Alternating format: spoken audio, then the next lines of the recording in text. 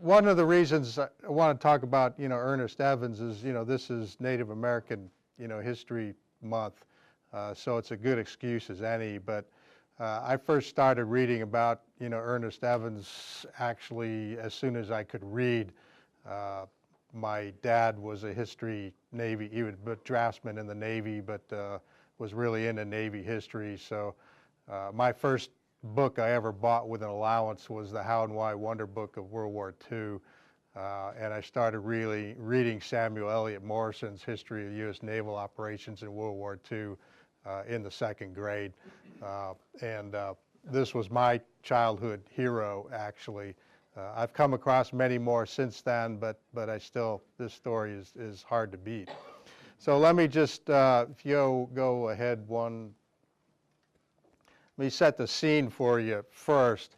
On the morning at dawn on the 25th of October, 1944, Lieutenant Commander Ernest Evans was in command of the destroyer, the USS Johnston DD-557, which is a Fletcher class. And along with 2 other destroyers and 4 destroyer escorts, he was responsible for providing security and protection to a group of 6 what were called escort carriers, which originally were merchant ships converted to carriers, but by these time they had been built from the keel up as carriers, but still on a merchant hull, only carried about 20 aircraft each, and their mission was to provide anti-submarine warfare protection, and also they carried the older Wildcat fighters, and their purpose was to provide close air support to troops ashore. And this group of carriers was responsible for supporting the invasion of Leyte, which General MacArthur, in his, I shall return to the Philippines, that was underway. So there are about 100,000 U.S. troops going ashore at Leyte at this time, and well over 100 transports and supply ships that are off of Leyte. And this group is in what's supposed to be a quiet, rear area, just providing the air cover to support the invasion. And at dawn, they get a report from the first aircraft to go aloft, and it says that it's not exactly what the pilot said, but I won't get into that in mixed company, but basically the entire Japanese Navy is just north of this carrier group's position. And within a matter of minutes, the shells started to fall amongst this group of ships because the Japanese opened fire at extremely long range. Their ships are still, hull down on the horizon. And it's obvious by the size of the shells that these are battleships that are coming in.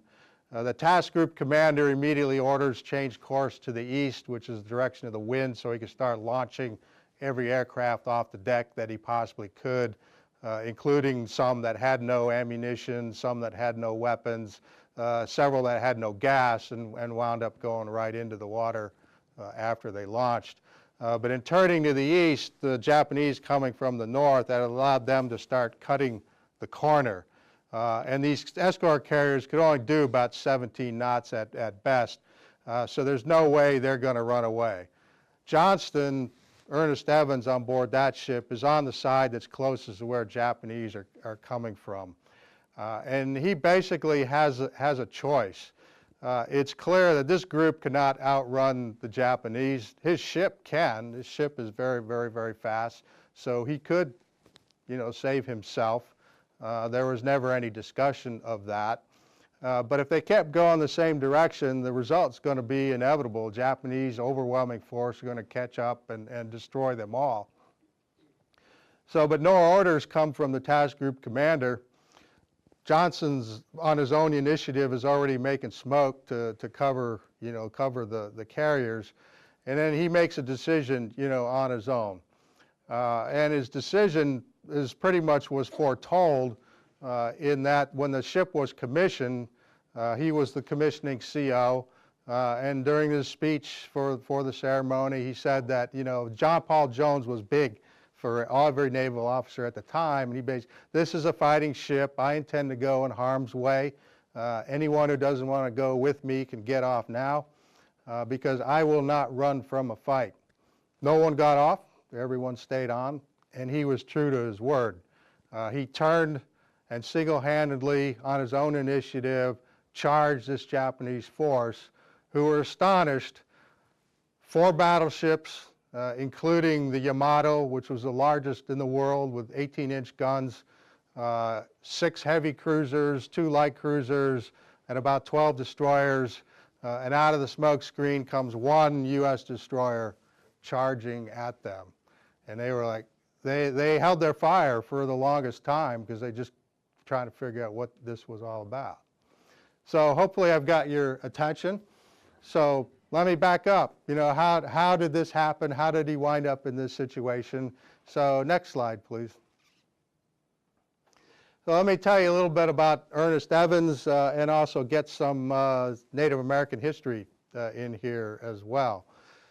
He was born in a small town called Pawnee, Oklahoma. Grew up in a slightly larger town called Muskogee, Oklahoma. He was half Cherokee, 1/4 Creek and 1/4 white. The white was on his maternal grandmother's side, who had married her for the purpose of getting a hold of her Indian land allotment, and once he did, then he dumped her. So that's his white heritage. And let me tell you a little bit about, you know, at the time that he decided to join in the Navy, what some of the things that had transpired before that, and I think it may give you an appreciation for that decision. The Cherokee, which is what he identified, you know, as, had been an East Coast tribe, Georgia, North Carolina, southwestern Virginia, you know, area. At the time the, you know, whites first started coming to the country. They viewed themselves as a civilized tribe, if you will. They were very good at, had a very high level of culture. They were also good at math, and they could count and go, these Europeans outnumber us by a whole lot. So they figured that their best hope of survival was to be as much like the Europeans as they possibly could. Among other things, they developed their own Chief Sequoia, developed their own alphabet. They were the first Native American tribe that could read and write in their own language, and actually their rate of literacy was higher than that of the frontiersmen, you know, around them. They established towns, laid them out on a grid. Their capital in northern Georgia is still there. You can go visit it. Most buildings are long gone, but it's laid out like any other colonial town, square, government buildings. There basically was like, you know, we're going to live amongst the white man, and we're going to, you know, assimilate and keep our culture, but wasn't good enough. There was gold discovered in their land, and the state of Georgia moved to evict the Cherokee from their lands. You know, long story short, the Cherokee actually took it to court, took it all the way up. It's complicated in the courses, but the result was it went all the way to the Supreme Court. Supreme Court decided in favor of the Cherokee, and President Andrew Jackson went, too bad, let the Supreme Court enforce it. So with the help of federal troops, the state of Georgia evicted the Cherokee from their land on what became known as the Trail of Tears, which also included a number of other Indian tribes and spread over a number of years in around 1838. And thousands of Indians died going from North Carolina, Georgia to Oklahoma, which was intended to be Indian territory in perpetuity. You guys can go live there and we won't bother you anymore. That only lasted for about another, you know, 30 years. Another event that we've largely forgotten in the United States, but the Indians in Oklahoma, you know, haven't. 1864, just west of Oklahoma, Colorado, was a place called Sand Creek. A tribe of Southern Cheyenne was there. They were there because the federal authorities told them to be there. Chief Blackheddle was one who had, his approach was to be at peace with the whites. Some of the young men had gone off and they were, doing raids and things, but this village was peaceful. And he had been told that if he flies an American flag over his dwelling, that his village will be protected. And in 1864, his village was attacked by the Colorado militia, which basically massacred most of the Indians that were there, including many who had huddled under the United States flag for protection, were gunned down. Chief Blackheddle's wife was crippled as a result. A number of other chiefs were killed. They happened to be all the chiefs that were in favor of peace with the whites. And it was a long story, turned into a scandal and whatnot. Blackheddle actually survived it. He refused to go on the warpath with other Cheyenne who after this attack said, hey, we're not putting up with this anymore. He moved to Oklahoma, was living in Washita Creek in western Oklahoma, when his village was again attacked by General Custer of the 7th Cavalry. The village again was not part of any war party or anything, but the 7th Cavalry still killed over 100, mostly women and children in the middle of winter. Blackheddle was crossing the river carrying his crippled wife, and they were both shot in the back by U.S. troops.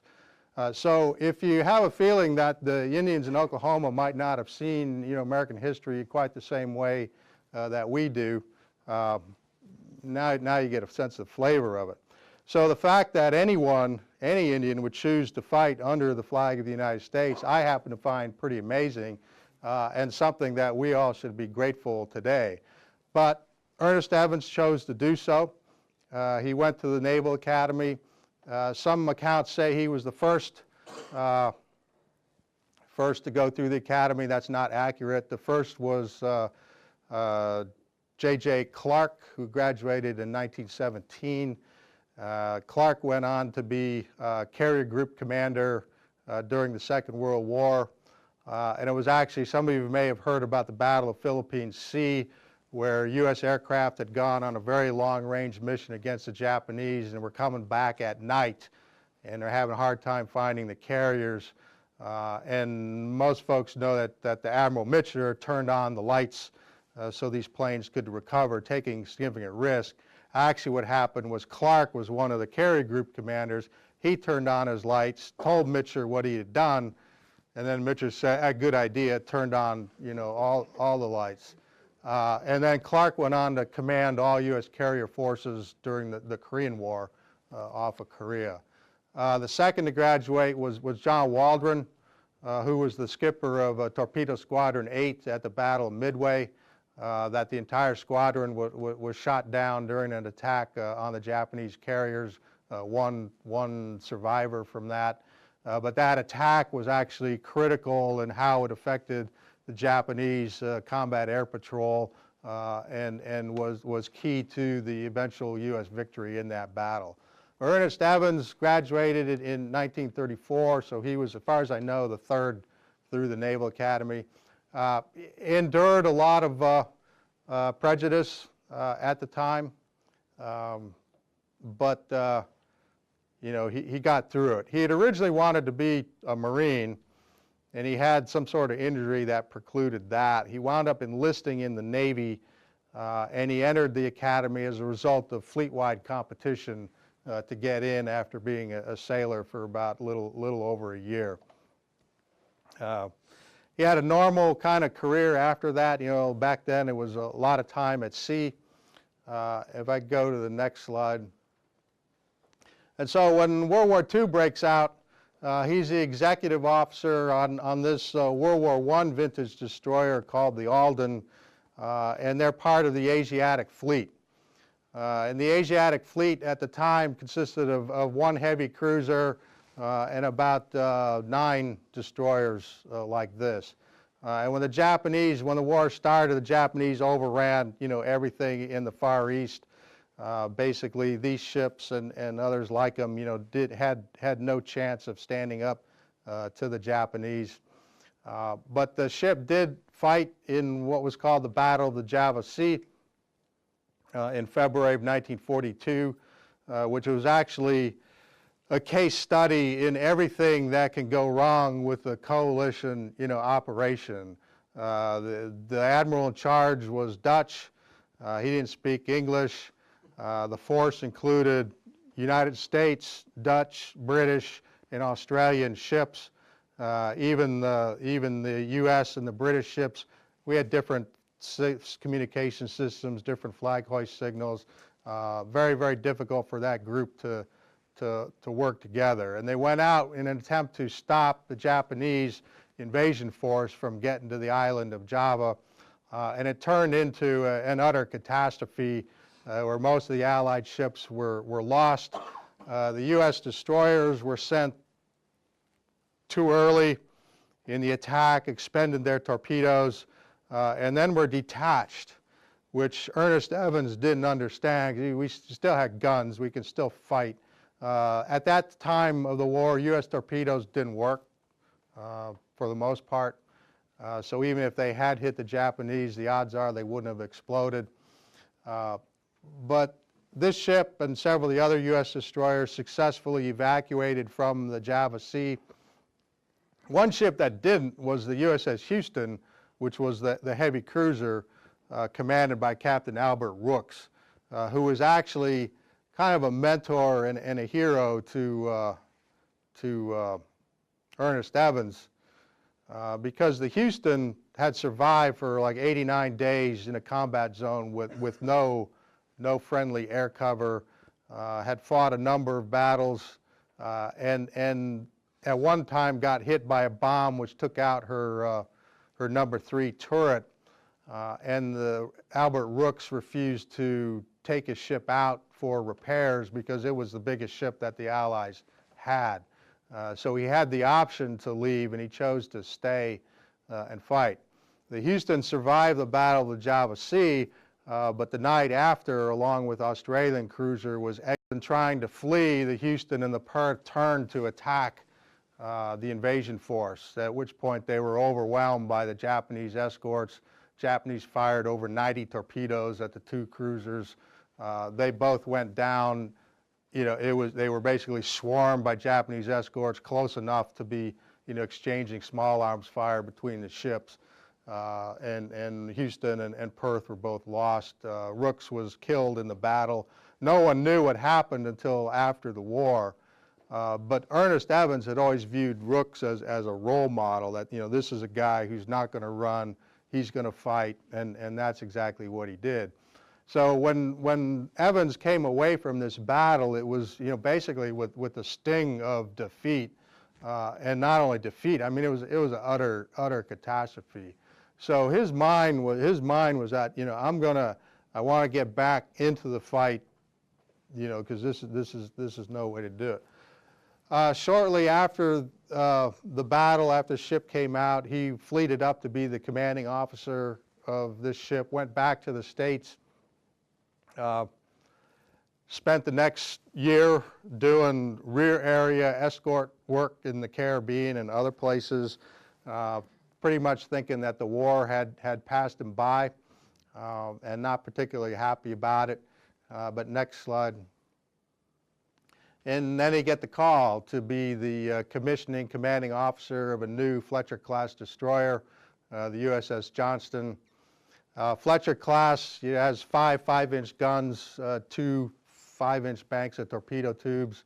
Her version was one of the earlier ones, so she didn't have the same anti-aircraft suite that some of the later ones did, some of the earlier ones had been refitted with the anti-aircraft gun. So she wound up being more or less consigned, if you will, to shore bombardment and escort duty rather than working with the aircraft carriers.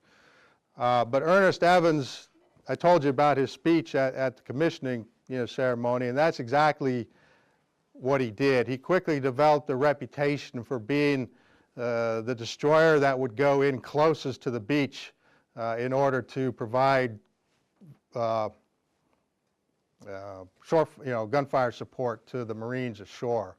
And frequently he would get close enough to he'd be within 40 millimeter range of the shore. Very, very effective, very, very dangerous, but he pulled it off without getting hit. Some of you may know, Admiral Nelson, the famous British admiral, once said, a ship's a fool that fights a fort. Dueling shore batteries is extremely dangerous business. Battleship Colorado, that was the one that missed the Pearl Harbor attack, got hit by shore batteries off of Guam, lost over 100 crewmen. It was actually dangerous business. Along the way, they sank a submarine, the I-176, with the ship. But basically, he went from the Marshall Islands to the Marianas Islands to the Caroline Islands, providing this very, very effective close-in gunfire support to the Marines ashore. Next slide. So to give you a sense of what's going on is the Pacific had been divided into two areas, one under Admiral Nimitz, one on General MacArthur. Big fight over, as we started the advance up New Guinea and through the Central Pacific. Do you invade Formosa? Do you invade the Philippines? Do you go straight to Japan? Do you land on the coast of China? I won't get into all of that, but it wound up, a presidential level, decision. And MacArthur had promised that he was going to get back into the Philippines after the Japanese had run him out at the start of the war, and so that's what was decided to happen. Now, the issue that happens here is that MacArthur has his own Navy, if you will. It's Navy. It's the 7th Fleet under Admiral Kincaid. It's got the older battleships, these escort carriers. Ernest Evans and his group winds up within MacArthur's Navy, if you will. Meanwhile, the big carriers and the big battleships are under Admiral Halsey, working for Admiral Nimitz. And when they invaded the Philippines, they kind of, erased this line here with the carriers. Okay, we're going to support the invasion unless we find better targets, elsewhere, like enemy carriers. And then the old battleships and the small carriers will support, Kincaid's force. So it's kind of fuzzy where the boundary was actually between the two forces, which will come into play here in a moment. Next. So the initial landing was determined to be this island of Leyte here, and then follow-on operations would go on to Luzon and the capital, Manila. So MacArthur's invasion fleet is parked off in Leyte Gulf here, troops going ashore here. The escort carriers are operating out in this area. There's two other groups besides Taffy 3, which is the one that Ernest Evans is attached to. And then there's a southern entry to this place called Surigao Strait. So next slide. The Japanese understood that if the Philippines fall, the war is over. They started the war to get the oil and the supplies, from down here to Japan. Well, they weren't doing a very good job because U.S. submarines were sinking most of it before it got to Japan. But they knew if the United States, took the Philippines, and there's no way they can get these raw materials and stuff to Japan. So then it just becomes a matter of time until they lose. So the Japanese decide they're going to defend the Philippines, and it's going to be a do-or-die operation. You either win or you don't come home. So in typical Japanese fashion, they came up with this very, very complex plan, and included multiple groups. Two groups of battleships. The main effort was this central force here, which had the two big battleships, Yamato, Musashi, a bunch of other battleships. And then two older battleships were going to come in from the south. There was a cruiser group that kind of complicates it. They were going to join up with this group here. And then they're going to send a carrier decoy force down from the north. By this time of the war, almost all Japanese aircraft carrier planes have been shot down or lost. So these carriers only have about 20 airplanes between the four of them. But there's intelligence reporting to that effect, but Admiral Halsey doesn't really trust the particular intelligence. So what happens is that, U.S. aircraft discover these two forces, coming up, and they just bomb the bejesus out of both of them. This one keeps coming. This one turns back. They lose the Musashi, which is the big battleship. The problem is the successive waves of carrier aircraft that are coming in. The Musashi sucked up so many bombs and so many torpedoes that every time new planes came in, they think they're sinking a different ship, and they're just bombing the same ship over and over and over again. But the last thing they see is that this force is withdrawing, going back this way. In the meantime, this carrier force is sighted, and Halsey goes for it. It's decoy. The Japanese, they've been studying Halsey, and they figure out how do we draw him off, and it worked to a T. So the big carriers and the battleships all go charging off to the north. They eventually sink all four of the Japanese carriers. This group comes chugging through 2 old battleships into Surigao Strait.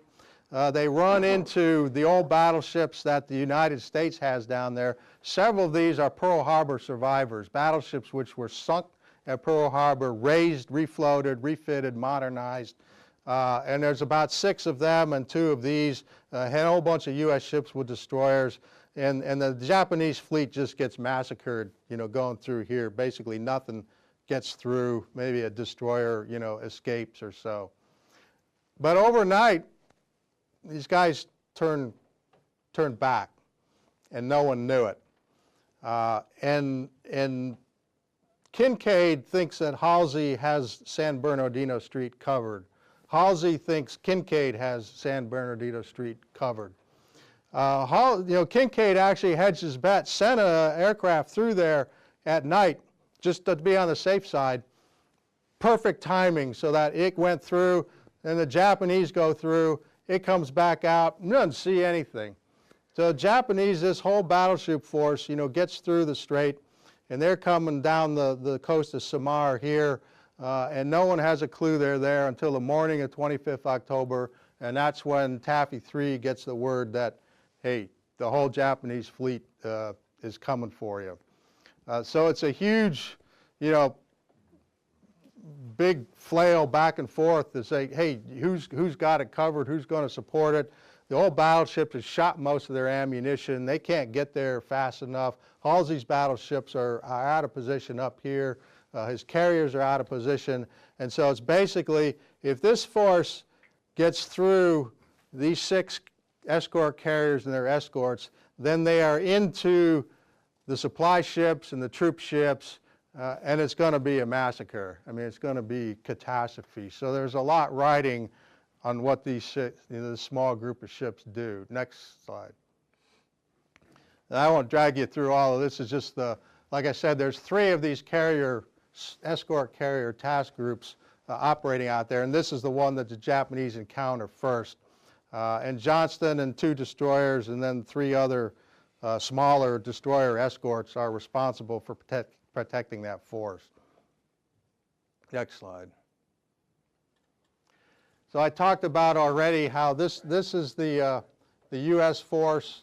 Initially turns east to launch all the aircraft. Then they turn south and start to run. The Japanese, cut the corner, and then it turns into a tail chase going south. So what Ernest Evans does with his single-handed charge, he comes out of the smoke screen. The Japanese start firing at him. He's going through. I mean, it's just a torrential firestorm of Japanese fire, and he's able to, general tactic at the time is if a shell splashes in front of you, you steer for that, figuring the enemy's going to compensate for, okay, too short, too long, and so the idea is being his shell's not going to land the same place twice. It actually works, and so he's dodging, weaving his way through all these shells, coming in, and kind of miraculously he's not hit. He gets close to the Japanese. He takes aim at the lead heavy cruiser, which has the flag officer in charge of the Japanese cruiser destroyer force. He closes within the cruiser. his guns, 5-inch guns on a destroyer are not likely to sink a cruiser, but they pack a wallop and they do maximum topside damage. And the U.S. has a new radar-directed fire control system, which is actually really good. And so these 5-inch guns are just, blazing away, and they're doing damage on the top side of this cruiser really bad. And he gets away all 10 torpedoes, and not sure, the Japanese say only 1 hit. The folks on the Johnston think 3 hit, but those were, generally it's really hard to tell, when the enemy's shooting at you and their guns are blazing, it's hard to tell whether the explosion was gunfire or your torpedo. But at least one of them hit and blew the bow off of the Kumano, causing her to come to a complete stop. The damage eventually proved mortal, but not immediately.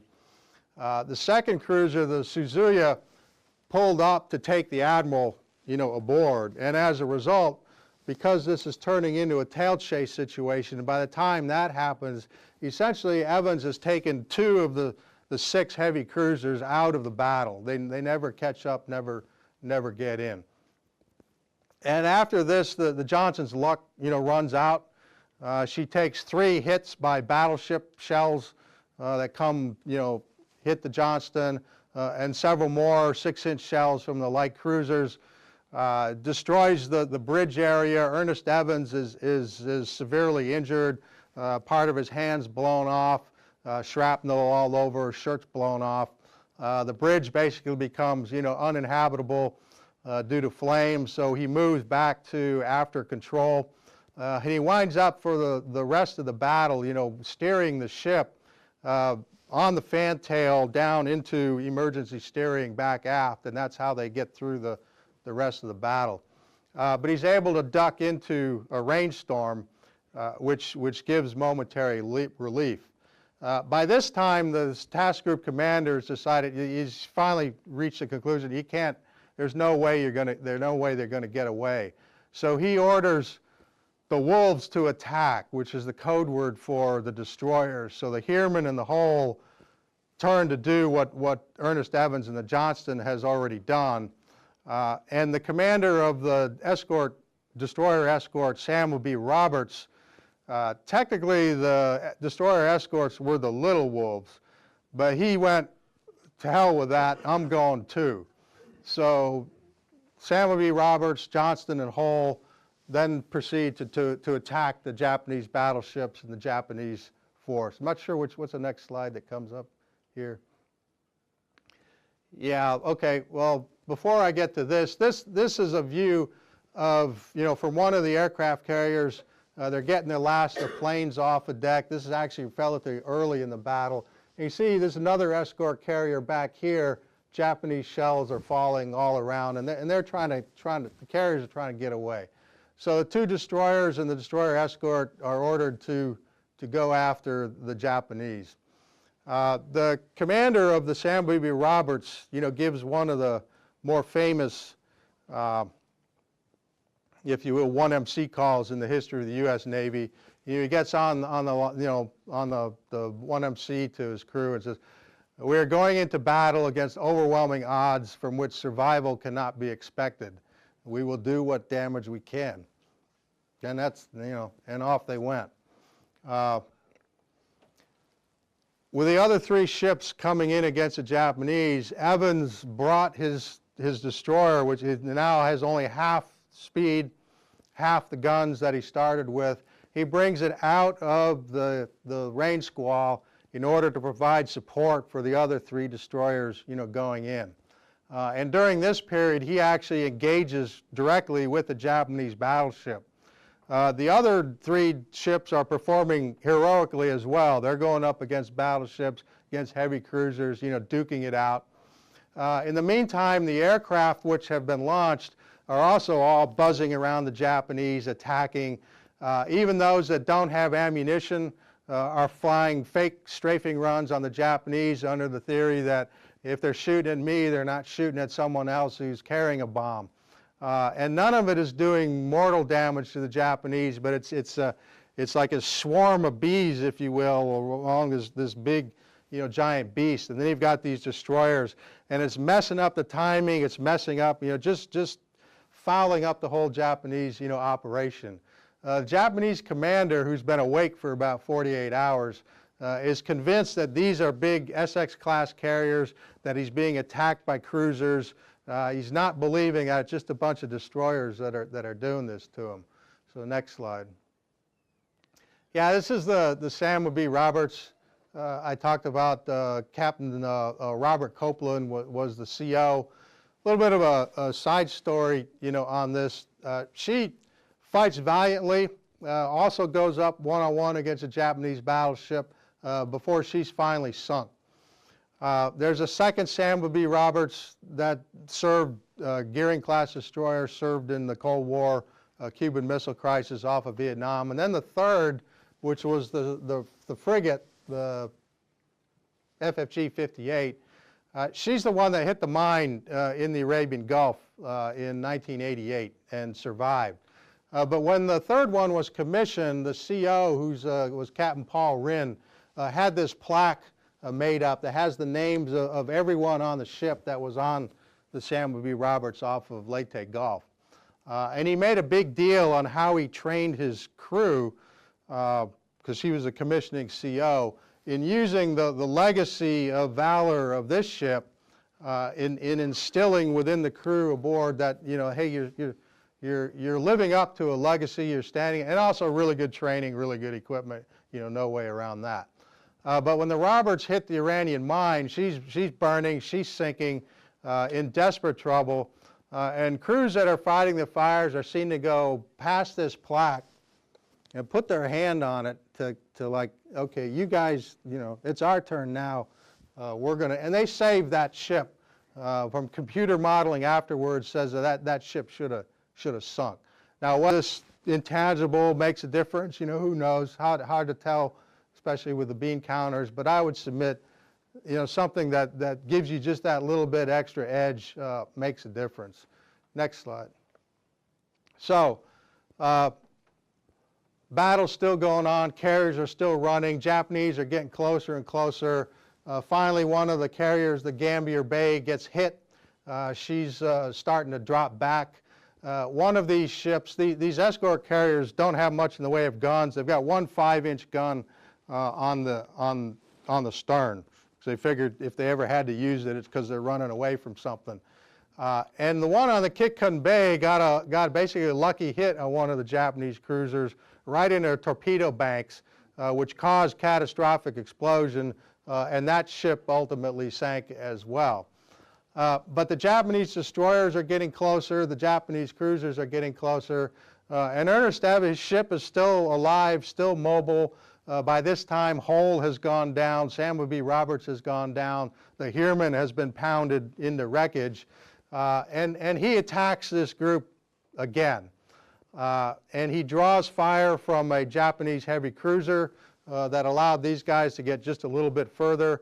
And then he attacked the Japanese destroyers, and he basically faked them out, if you will, and got them to fire their torpedoes too early, so that by the time the torpedoes are starting to catch up to the carriers, they're basically out of juice and out of gas, and they're able to avoid them.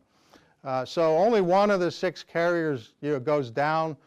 Some of the others have been damaged. By this time, Johnston's luck has run out. She's taken hits from all over the place. But at this critical time where Admiral Kayla he's on supposedly a do-or-die mission, and he's got victory within his grasp, and he chooses to turn away. One of the most baffling decisions. Part of it was because the aircraft and the destroyers, they can't sink ships that big, but all the hits they're taking, it's carnage up on the upper decks of these ships. I mean, they're taking a beating too.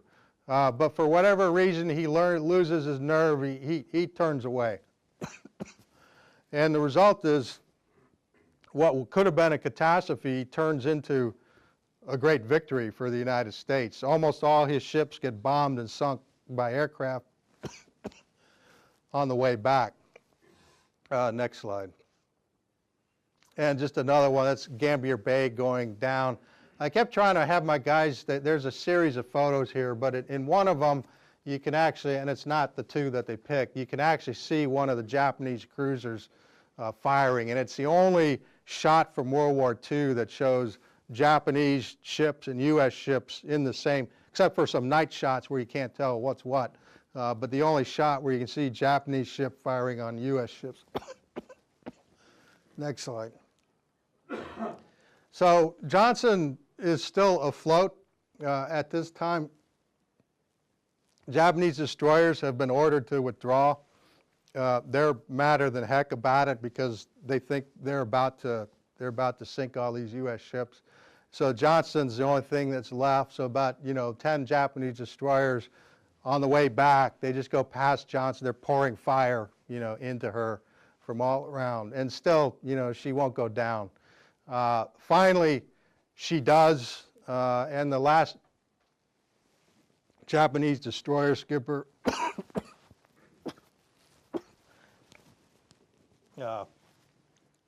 salutes the Johnston as they go by.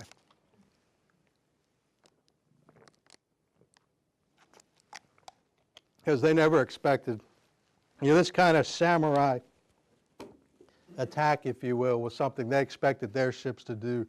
They never expected that U.S. ships would do something like that. So next slide. So at the end of the battle, the carriers get away. The other two escort carrier groups, they're flying aircraft up. Japanese are going backwards. The U.S. carriers are getting, the aircraft getting in their range. And almost all the Japanese ships get sunk, on the way back. And the invasion fleet is saved. Next slide. This is one of the aerial shots. This is the Yamato, Japanese heavy cruiser here, and it's taken from the aircraft. And you can tell that, she's suffering damage. Nothing that's going to sink her, not this time around. She'll survive the battle. But even just plain strafing, is causing damage and death up on the top sides of the ships. And this picture was taken just before he made the decision, Kayla made the decision to turn around. Next slide. And for reasons that still remain a bit of a mystery, the crews of the Johnston, the Roberts, and the Whole wound up in the water for close to 3 days before they were actually, rescued. And of the Johnston, she lost 186, crewmen, 141 survived. About 45 of those were wounded who died in the rafts in the water. There were about 90 of them who made it into the water who were never seen again. One of whom was Ernest Evans, was last seen on the fantail just before the ship sank. Some people thought he got into the water. Some thought he went back forward for some reason. But he was never seen again. And so after the battle, he's awarded a posthumous Medal of Honor. Initially a Navy Cross, because there was some, he was an Indian, so times were different back then, so there was some discussion about that. There was also, well, he didn't wait for orders. He did this all on his own. So the Navy Cross was eventually upgraded to a posthumous Medal of Honor. The other skippers that were out there, they got the Navy Crosses, which they more than deserved. The Johnston and the rest of the unit was awarded a Presidential Unit Citation for their actions. Next slide. But Rear Admiral Samuel Eliot Morrison wrote the whole 15-volume history of U.S. naval operations in World War II. And this was his assessment of the battle. And frankly, I agree with him. I'm the director of naval history, so I know a fair amount about this now. There are others that are, are pretty amazing stuff.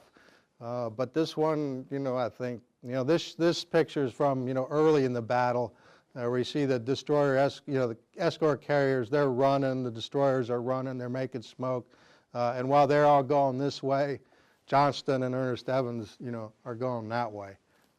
And, if you're looking for an example of, Navy core values of honor, courage, commitment, or toughness, all of that kind of stuff, you can't find a better example than this one.